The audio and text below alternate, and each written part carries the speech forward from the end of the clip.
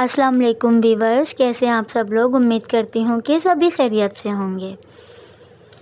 آج ایک نئی ویڈیو کے ساتھ حاضر ہوں جس کا عنوان ہے کہ ہم دوسروں کے عیب دیکھنے میں تو اتنے مشغول ہیں کہ ہمیں اپنے عیب ہی نظر نہیں آتے۔ کیوں ایسا ہے ہمارے ساتھ؟ چلیے ویڈیو میں جان لیتے ہیں، ویڈیو کو اینڈ تک دیکھیے گا۔ کبھی آپ نے غور کیا ہے کہ ہمیں دوسروں کی زندگی کی چھوٹی غلطی بھی نظر آ جاتی ہے، لیکن اپنی بڑی کمی بھی نظر نہیں آتی۔ ہم کسی کے لباس میں عیب نکال لیتے ہیں، کسی کے بولنے کے انداز میں عیب نکال لیتے ہیں، کسی کے گھر یا کسی کے رشتے، کسی کے کردار اور کسی کی زندگی پہ تبصرہ کر لیتے ہیں۔ لیکن جب بات اپنے نفس کی اصلاح کی آتی ہے تو ہم خاموش ہو جاتے ہیں۔ آخر کیوں؟ کیونکہ ہم دوسروں کے عیب دیکھنے میں اتنے مشغول ہیں کہ اپنے عیب بھول جاتے ہیں۔ شاید اسی لیے کہ دوسروں کے عیب دیکھنا آسان ہے اور اپنے عیب دیکھنا بہت مشکل۔ دوسرے کی غلطی ہمیں صاف دکھائی دیتی ہے، لیکن اپنی غلطی کے لیے ہم فوراً بہانہ تلاش کر لیتے ہیں۔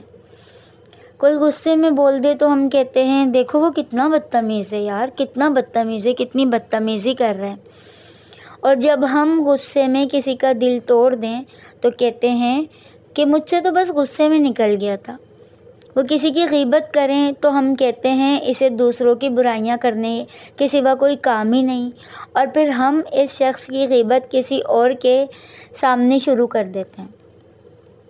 یہی انسان کی ایک عجیب کمزوری ہے۔ ہم دوسروں کے لیے انصاف کا ترازو بہت سخت رکھتے ہیں، لیکن اپنے لیے بہت نرم رکھتے ہیں۔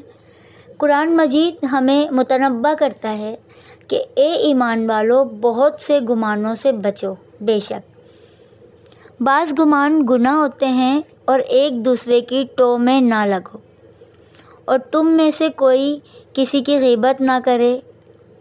ذرا سوچیں، ہم کسی انسان کے بارے میں صرف ایک بات سن کر اس کے بارے میں پوری رائے قائم کر لیتے ہیں کہ وہ کیسا ہوگا، جبکہ ہمیں اس کی پوری کہانی معلوم ہی نہیں ہوتی۔ پھر بھی ہم اس کے اوپر ایک بڑا چیپٹر لکھ دیتے ہیں کہ یہ ایسا ہے یا ویسا ہے۔ اس کی مجبوری معلوم ہی نہیں ہوتی، اس کے دل کا حال معلوم ہی نہیں ہوتا، اس کی اللہ کے ساتھ تنہائی میں ہونے والی گفتگو معلوم ہی نہیں ہوتی۔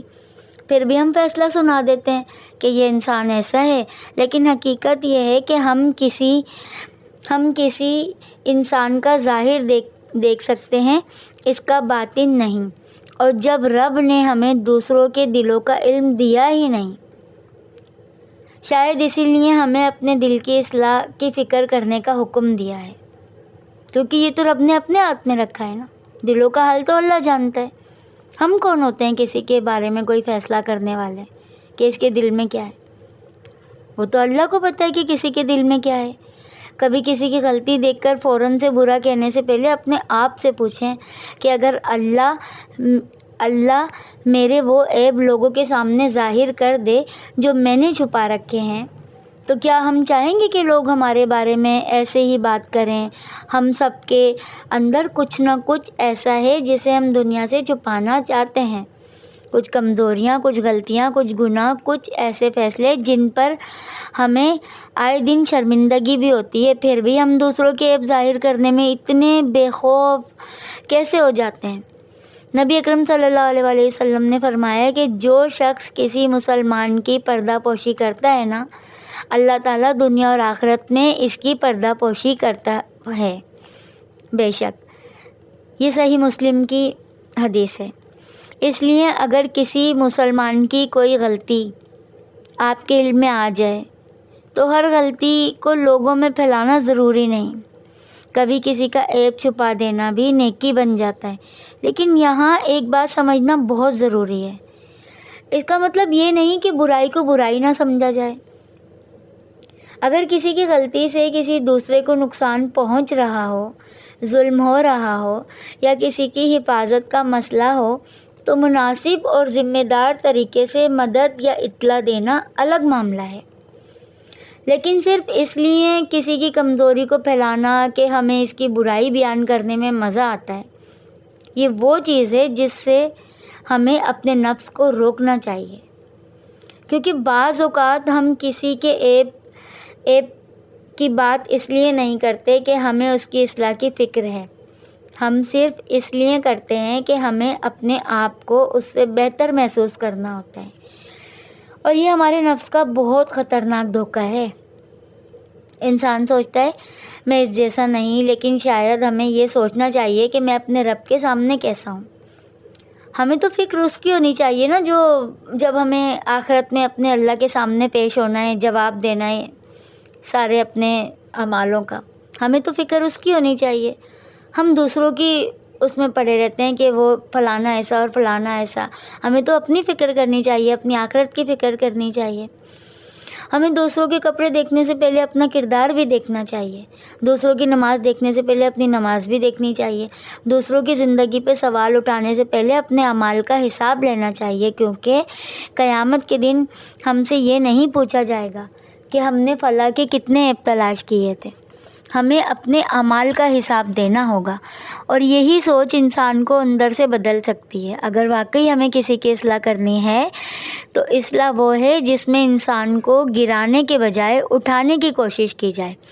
اور سب سے خوبصورت بات یہ ہے کہ جب آپ کسی کے عیب تلاش کرنا چھوڑ دیتے ہیں تو آپ کے پاس اپنے آپ کو بہتر کرنے کے لیے وقت بچ جاتا ہے، اور پھر انسان دوسروں کو بدلنے کے بجائے اپنے آپ کو بدلنے لگتا ہے۔ تو آئیے آج اپنے رب سے دعا کریں، یا اللہ ہمیں دوسروں کے عیب تلاش کرنے کے بجائے اپنے عیب دیکھنے کی توفیق عطا فرما۔ یا اللہ ہماری زبان کو غیبت سے، ہمارے دل کو تکبر سے، ہماری نگاہ کو برائی سے، اور ہمارے نفس کو دوسروں کے حقیر سمجھنے سے محفوظ فرما۔ یا اللہ ہمارے ان عیبوں کی بھی اصلاح فرما جنہیں دنیا نہیں جانتی لیکن تو جانتا ہے، اور جس طرح ہم چاہتے ہیں کہ تو ہمارے عیبوں پر پردہ ڈالے، ہمیں بھی اپنے بندوں کے عیبوں پر پردہ ڈالنے والا بنا دے۔ یاد رکھیں، دوسروں کے عیب گننے سے کوئی کامل نہیں بنتا، کمال تو یہ ہے کہ انسان ہر روز اپنے کل سے بہتر بننے کی کوشش کرے۔